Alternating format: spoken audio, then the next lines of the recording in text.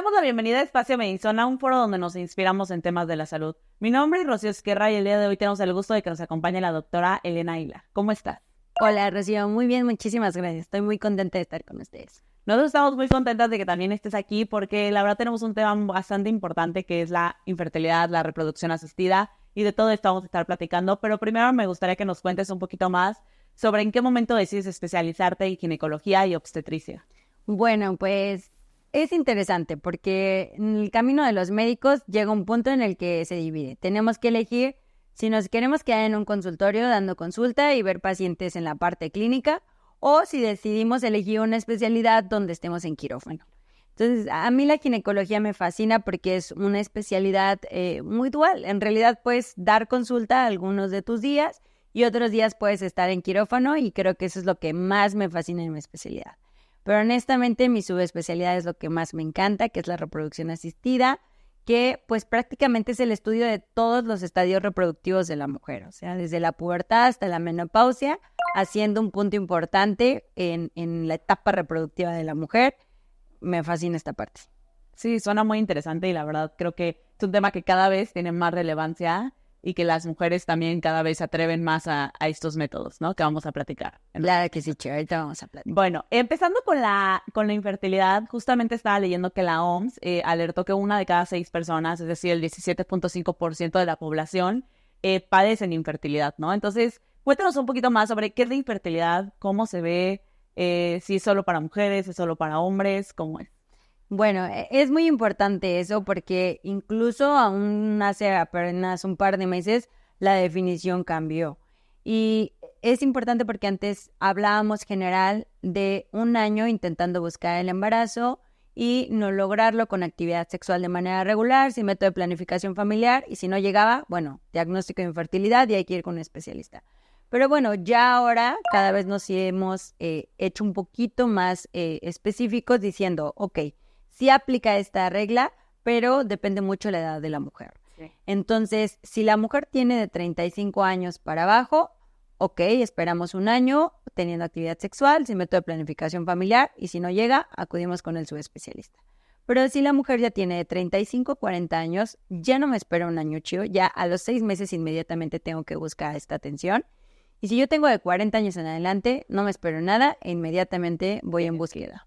Así es. Y hay infertilidad también masculina en este punto, ¿no? Claro, la infertilidad masculina, pues habitualmente nosotros la diagnosticamos ya teniendo al paciente en el consultorio. Habrá pacientes que tienen antecedentes importantes, traumatismos, cirugías en testículo, retardo del descenso testicular durante la niñez, que bueno, son factores que despiertan algunas alertas en el varón y que lo orillan a ir a consulta. Pero habitualmente el varón lo nota también cuando ya tiene una pareja estable, buscan el embarazo y no llega. Y entonces nosotros hacemos uso de algunos estudios importantes, en este caso el seminograma, que es el estudio microscópico de la cantidad, movilidad y forma de los espermatozoides para evaluar la calidad del semen. Y déjame decirte, Chío, que esto no aplica en México. O sea, los criterios de la OMS son criterios que aplican para todo el mundo. ¿Vale? Entonces, con ello podemos decir si un paciente tiene una muestra espermática alterada y si esta es causa de la infertilidad. ¿Y tienes alguna estadística de como cada cuántos pacientes son infértiles, sobre todo de los hombres? Pues es muy importante hablar también del grupo de edad, Chío, porque no es lo mismo tener pacientes jóvenes que pacientes mayores de 40 años. Entonces, las estadísticas dependen mucho del grupo de edad de los pacientes, tanto en hombres como en mujeres, para poder identificar la causa y el tratamiento adecuado para estos. Y hablando específicamente ahora del tema de las mujeres, ¿el síndrome del ovario poliquístico puede ser un factor que desencadene infertilidad en algún futuro?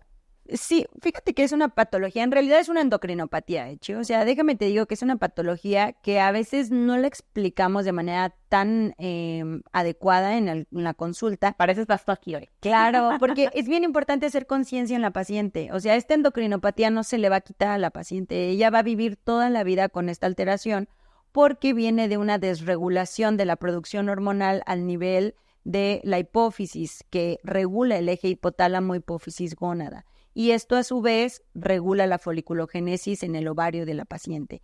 Entonces toda esta cascada está desajustada o tiene alteraciones, lo que hace que esta paciente no tenga ciclos ovulatorios. Y además, pues se ve acompañada de otras alteraciones como disfunciones metabólicas, el hiperandrogenismo, que es una característica clínica. Y es importante hacer conciencia en la paciente porque ella tiene que aprender a vivir con esta patología, tiene que saber cuál es la causa y cuáles pueden llegar a ser sus mayores complicaciones. Y estas complicaciones, por ejemplo, ¿cuáles podrían ser? Claro, pues aquí sí importa mucho cuándo viene la paciente, Sí, ¿no? ¿verdad? La edad, Chio, porque si viene la paciente adolescente, viene por acné, hirsutismo, que es el crecimiento de vello en zonas normalmente donde crece el varón, y caída de cabello androgénico. Y bueno, la paciente viene porque principalmente eso es lo que le incomoda al adolescente en realidad, ¿no? Sí. Y qué bueno que la diagnostiquemos como adolescente porque podemos explicar y dar un tratamiento adecuado.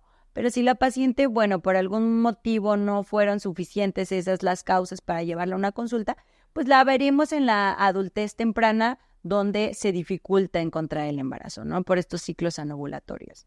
Y bueno, entonces ya ahí habrá que corregir aquello que no habremos corregido en estos años. Y en caso de que la paciente tampoco nos busque en esta etapa reproductiva, pues la veremos en la menopausia.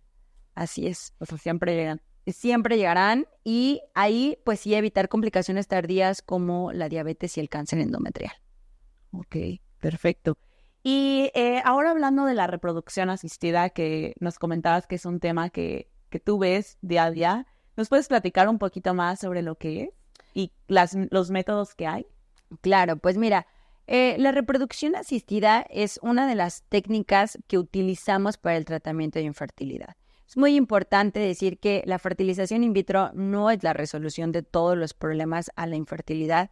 Es bien importante individualizar a la paciente, pero básicamente consiste en realizar la unión del óvulo y el espermatozoide en un laboratorio de manera artificial y llevar el desarrollo embrionario que normalmente ocurriría durante el viaje, durante la salpinge y se va dividiendo el embrión antes de llegar en etapa de blastocisto a implantarse en el útero. Ese desarrollo se lleva a cabo en incubadoras que están en laboratorios donde replicamos de alguna manera las características o el medio en el que se desarrolla estos embriones, hasta llevarlos hoy en día a día 5, que se tapa de blastocisto y vitrificarlos y congelarlos para posteriormente hacer su transferencia dentro del útero. Y te quiero hacer una pregunta que puede parecer un poco tabú, pero ¿es seguro esta reproducción asistida de forma in vitro para la Claro, paciente? sí da un poco de temor porque a la paciente desconoce el tema. Sí. Entonces, primero decirles que ya no es una técnica tan inalcanzable. En realidad ahora ustedes saben que entre mayor oferta, pues también Los precios bajan. claro, los precios bajan y entonces pues se van ajustando y ya los diferentes estratos de la población podemos tener acceso a este tipo de tratamientos. Eso es lo primero que me gustaría decirles, que ya no lo veamos como algo tan inalcanzable. Lo segundo es que es algo relativamente seguro. Debes ir acompañado bien de la mano de tu médico. Esta estimulación ovárica, porque si bien la muestra del espermatozoide pues la obtenemos a través de la eyaculación, que en realidad no es algo tan complejo. Pero el obtener los ovocitos pues nos lleva a un transcurso aproximadamente de 14 días en los que sometemos a la mujer a la administración de gonadotropinas, que son hormonas que estimulan al desarrollo folicular en dosis elevada. Entonces, habitualmente en cada ciclo menstrual nosotros tenemos el desarrollo de un ovocito, Gio. Pero en realidad no es que solo crezca eso. Hubo varios que estuvieron estimulados, pero ese fue el más capacitado. Así es. Y acá lo que vamos a hacer, pues, es un rescate del resto de la cohorte de folículos. Y esto lo haremos administrando medicamentos durante estos 14 días aproximadamente y haciendo seguimientos ultrasonográficos en los que vamos evaluando el desarrollo de los folículos hasta llevarlos a un estadio preovulatorio que es de 18 a 20 milímetros y posteriormente programar la extracción de estos ovocitos. ¿Y cómo es la extracción? Claro, Che, eso sí es importante que te diga porque diríamos, ¿cómo me lo van a sacar o por dónde, no? Es en quirófano, es bajo anestesia que es sedación endovenosa y se realiza por vía endovaginal. Entonces, el mismo ultrasonido con el que te revisamos en todas esas consultas, se monta una guía con una aguja y esa aguja está conectada a un sistema de vacío que lleva tubos que llevan o que están llenos de medio de cultivo para que esos ovocitos pues no cambien tanto sus características de pasar del medio del ovario a medio de cultivo y en una temperatura ideal, y pues los vamos extrayendo por viento vaginal, y así como se van llenando los tubos, pasan al laboratorio y los embriólogos se encargan de separarlos y resguardarlos. ¿Y como cuántos salen? Exacto, es una buena pregunta, Chio. ¿Cómo cuántos salen? Pues bueno, depende. Depende de la reserva folicular. Y la reserva folicular, Chio, es la cantidad de óvulos que le quedan disponibles a una mujer para lograr un embarazo. Chio, desde que somos un feto, desde que se unió el óvulo y el esperma de tu mamá y tu papá y se asignó el sexo genético, en ese momento un grupito de células que aún no estaban diferenciadas se estimularon para convertirse en ovocitos. En ese momento se asignaron tus ovocitos y nunca más volviste a formar ovocitos. O sea, son los que hay. Son con los que naciste, se muere como 1,000,000 al nacimiento nomás porque sí, y luego quedan congelados hasta la pubertad que se inician tus ciclos menstruales. Y estos se van a acabar hasta que llegues a la menopausia. O sea, nosotros las mujeres no formamos ovocitos nuevos en ningún momento de nuestra vida. Entonces nuestros ovocitos nos acompañan desde nuestro nacimiento, de modo que mis ovocitos hoy en día pues tienen 34 años. ¿Y hay forma de saber cuántos te quedan? Sí, claro. Esa es una pregunta interesante, Chio. Hay una manera cuantitativa, que quiere decir que es un número exacto, que se llama medir una hormona que se llama hormona antimülleriana. La hormona antimülleriana es una hormona que se produce en las células de la granulosa que rodean a los ovocitos, de modo que entre más ovocitos tengas, más células de la granulosa y más hormona antimülleriana. Y en el mundo ya conocemos el punto de corte. Hormona antimülleriana de 1 para arriba, bien. De 1 para abajo, baja reserva folicular. Entonces, esa es una manera cuantitativa, pero si tú vas a mi consultorio y bueno, no tenemos esta hormona, podemos hacer algo que se llama recuento folicular, que es que yo realice un ultrasonido y veamos en ese momento cuántos folículos hay en tus ovarios en ese ciclo menstrual en el que te estás presentando a consulta, y de ahí podremos estimar ¿Cuántos? Aproximadamente cuántos ovocitos podremos obtener. Y también es importante que te diga que una vez que los obtuvimos hay que ver cuántos son maduros y cuántos inmaduros. ¿Y de qué depende cuáles son maduros? Claro, del estadio en el que, bueno, la cohorte va creciendo y lo ideal es que todos vayan parejitos y los llevemos a todos mayores de 18 milímetros, pero habrá algunos que vayan en diferentes tamaños y que durante el momento de la extracción, pues los se extraigan y estén en una etapa que se llama metafase 1, que quiere decir que aún no han madurado, y el resto metafase 2. En realidad, los que nos ayudan a tener una estadística más exacta del éxito de tu tratamiento, pues serán los maduros metafase 2, porque son los que son capaces de ser fertilizados con el espermatozoide y dar origen a un embrión en día 5. Ahora, Chio, hasta ahí todo va bien. Hasta ahí todo bien, pero tengo la duda y la pregunta de dónde se guardan estos óvulos que extraen, ¿no? Y que se tienen que guardar en algún lugar para después justamente hacer el embrión. Claro. Bueno, pues de aquí dependen varias cosas, porque mira, no todos los ovocitos que se extraen se van a convertir en embriones, Chio. Durante esos 5 días de desarrollo embrionario se van a ir deteniendo durante algunos de la selección, ¿no? Claro. Entonces, no todos llegarán a blastos de día 5, algunos se irán deteniendo, y entonces esos que sí lleguen a día 5 y con buena calidad en sus células son los que vamos a vitrificar o congelar. Y pues quedarán congelados en pajillas que serán resguardadas responsable y cuidadosamente en un tanque de nitrógeno hasta el momento en el que tú decidas transferirlos. O sea, van a durar ahí el tiempo que yo quisiera. Hasta 20 años pueden durar ahí si tú pagas tu mensualidad. Ok. Como tú. Todo depende del dinero en ese caso, ¿no? De cuánto quieras tú. Claro, Ahí. Okay. Habitualmente estos tratamientos en los centros de reproducción el primer año de congelación no tiene costo. Entonces, cuando hacen el tratamiento, la gran mayoría de los pacientes los transfieren ese año y no amerita de pagar ese resguardo de embriones, ¿no? Y puede ser que hayas congelado tus óvulos y a la mera hora ya no quieras ser mamá y decidas donarlos. ¿Podría pasar esto como una donación?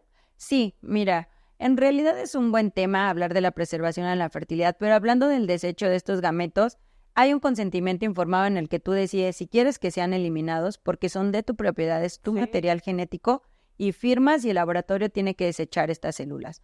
O bien que tú decidas donarlos a la investigación, a pacientes de bajos recursos, y tú lo firmas, lo autorizas y eso es lo que tiene que realizar el laboratorio.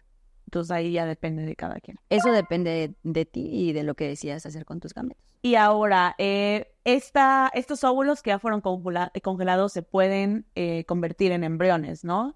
Que también se puede hacer in vitro o se puede hacer justamente ahí en el mismo laboratorio, ¿no? Claro, imaginemos... Cuéntanos un poquito más de ese proceso. Claro, hay varias causas por las que una mujer puede preservar su fertilidad, Chio. Mira, una de ellas es que tú digas, me voy a ir a estudiar 20 años al extranjero, por ahora no me interesa ser mamá, pero tampoco me quiero preocupar que cuando regrese ya no lo pueda hacer.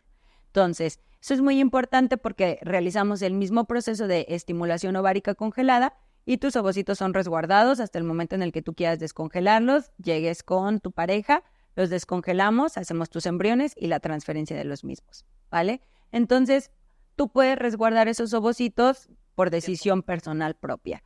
Pero hay pacientes, por ejemplo, con diagnósticos como la endometriosis, que la endometriosis es un diagnóstico de una enfermedad crónica y degenerativa donde el tejido que recubre por dentro del útero ha salido hacia la cavidad extraperitoneal, pero que genera factores oxidantes que demeritan la calidad de los ovocitos y que con el paso del tiempo estos ovocitos pueden ser tan de mala calidad que dificulten incluso con fertilización in vitro lograr el embarazo. Entonces, una sugerencia de esas pacientes a las que son diagnosticadas tempranamente con endometriosis es la preservación a la fertilidad, ¿no? Entonces, pues están estos rubros en los que tenemos a pacientes que por decisión propia los desean guardar y que pacientes que por sugerencia médica lo deberían de hacer.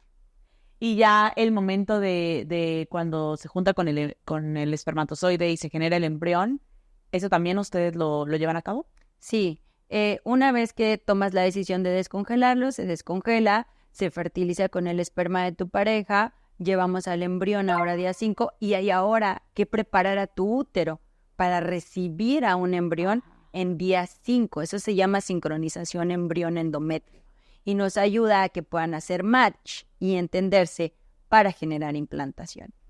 Si no hay ese match, no se da el embarazo. No, si no hay ese match, no se da. Y hay que ser muy específico, controlar todos los factores de mi paciente endocrinos, hacer realmente un buen seguimiento de preparación endometrial para favorecer las tasas de implantación. Y hablando de la preservación de los óvulos, ¿cuándo es el momento recomendable para preservar tus óvulos, ¿no? O sea, ¿en qué momento es lo mejor? Bueno, pues déjame te platico, Chio, que ya habíamos dicho que pues ellos nos vienen acompañando desde que somos un embrión, un feto, ¿no? Entonces, pues también tiene nuestra edad.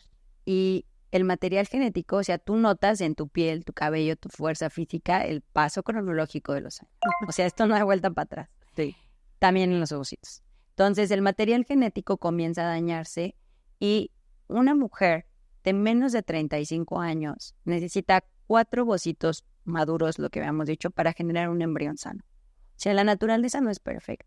Por eso hay niñas de 20 años que tienen abortos espontáneos. Y la primera causa de abortos espontáneos son las aneuploidías.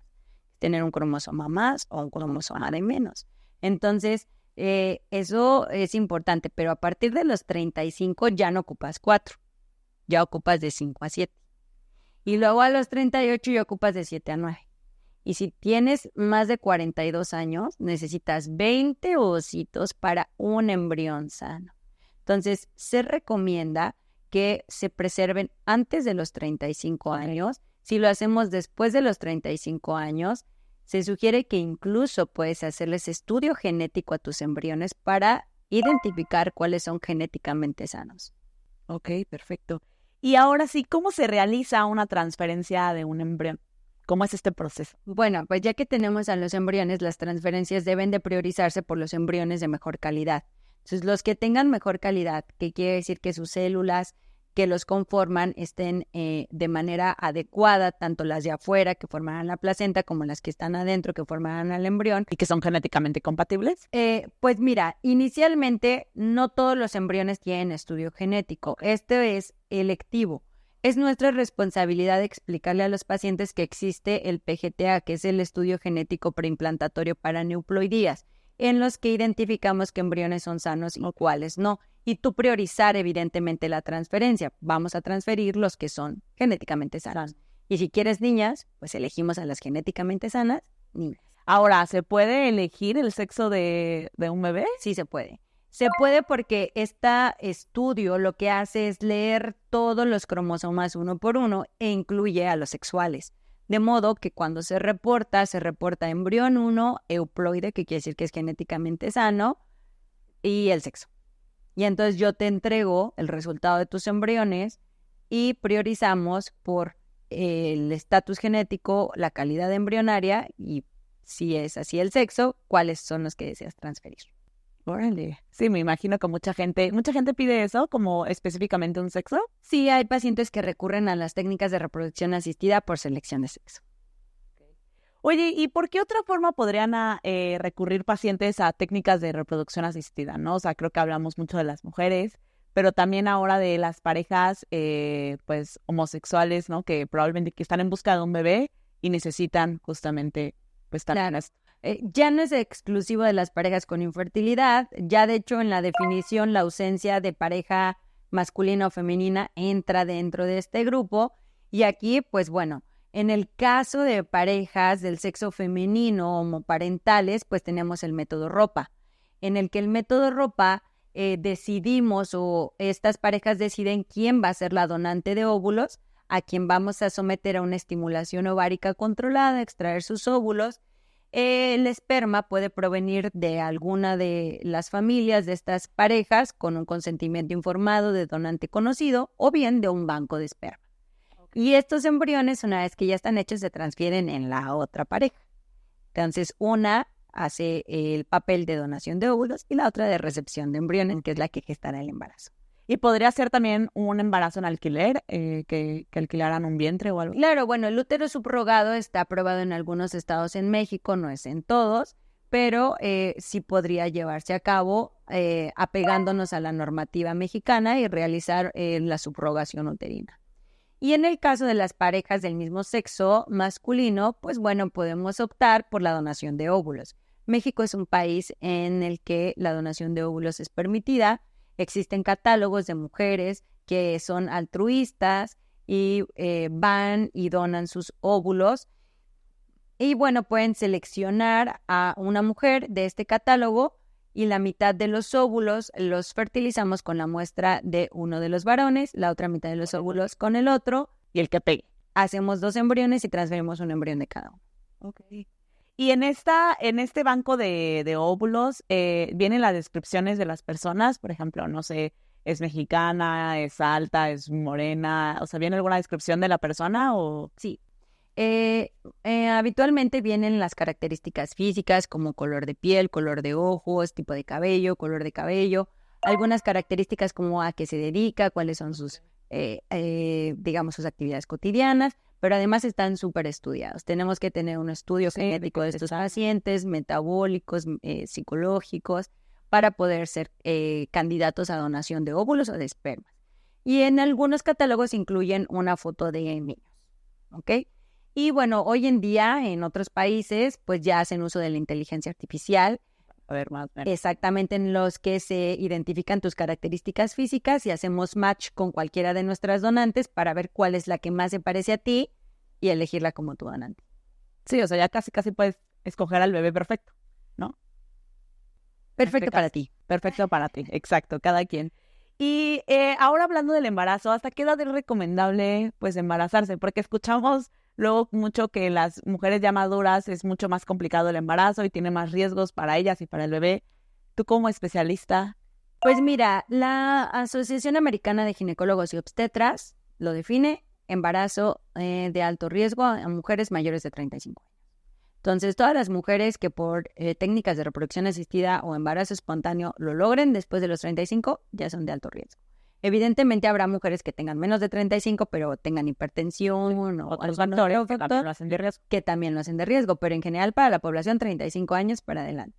Y súper importante, siempre apoyarnos de nuestro equipo multidisciplinario. Entonces, si mi paciente tiene un embarazo de alto riesgo, va a medicina materno-fetal, que son los subespecialistas en embarazo de alto riesgo.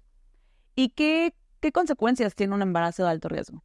Bueno, pues en general, pues el embarazo de alto riesgo pues tiene mayor probabilidad de presentar patologías durante la gestación, como diabetes gestacional, preeclampsias, amenaza de aborto, amenaza de parto pretérmino, hemorragia durante el parto cesárea, alteraciones de la inserción placentaria, que de hecho son muy frecuentes en las técnicas de reproducción asistida y que pues ameritan llevar un seguimiento adecuado tanto del producto como de la madre para evitar las complicaciones durante la gestación y tener al recién nacido a término sano con una mamá sana.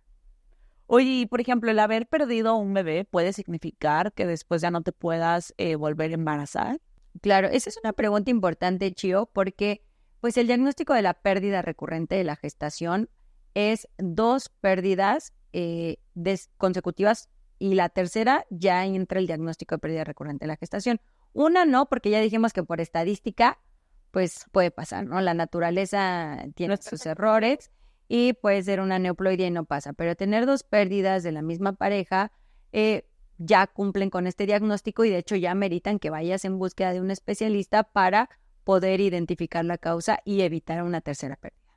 Sí, porque aparte no solo es la parte física, también emocionalmente para los papás se vuelve algo bastante complicado. Claro, y además pues ver cómo terminan esas interrupciones, porque el realizar legrados o aspiraciones en una paciente en dos ocasiones puede condicionarte incluso que para la tercera pues ya tengas mayor riesgo de generar, por ejemplo, adherencias o sinequias dentro del útero, que es importante prevenirlas antes de tener un tercer embarazo.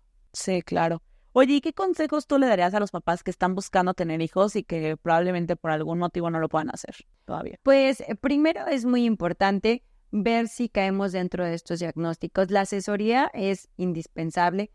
Todo es más sencillo si dejamos pasar la menor cantidad de tiempo. Como dijimos, el reloj cronológico no para, ni para las mujeres ni para los hombres.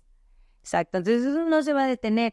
Y el éxito, el porcentaje de éxito más alto lo podemos encontrar cuando tenemos personas de menor edad. Entre más edad tenemos, más complejo se vuelve el caso.